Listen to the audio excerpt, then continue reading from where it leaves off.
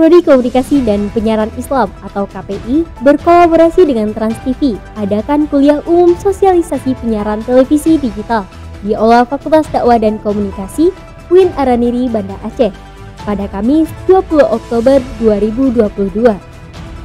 Kegiatan ini dihadiri oleh sejumlah anggota Transmedia, yaitu Trans TV dan Trans 7, Dekan Fakultas Dakwah dan Komunikasi, Wakil Dekan 3, Ketua dan Sekretaris Prodi KPI, dan diikuti oleh lebih dari 100 mahasiswa KPI. Dalam sambutan sekaligus membuka acara, Dekan Fakultas Dakwah dan Komunikasi Kusmawati Hatta berharap mahasiswa nantinya menjadi corong atau perpanjangan dari Transmedia untuk menyampaikan kepada masyarakat terkait perubahan TV analog ke TV digital. Kaprodi KPI Syahril Furqani dalam kesempatan tersebut juga memaparkan survei yang telah dilakukan terkait pemahaman mahasiswa KPI mengenai seputaran peralihan TV analog ke TV digital.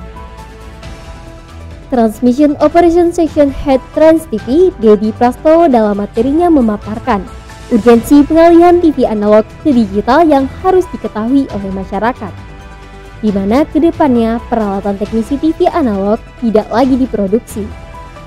Untuk itu, masyarakat harus mengenal dan tahu perangkat dan sistem TV digital. TV digital mempunyai keunggulan bersih gambarnya, jenis suaranya, canggih teknologinya, dan dapat diakses secara gratis.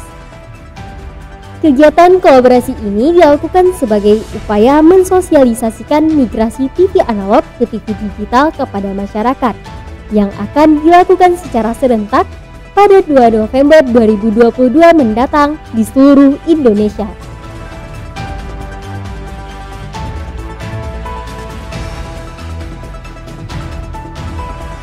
Untuk Araniri TV, Uli Rahmati melaporkan.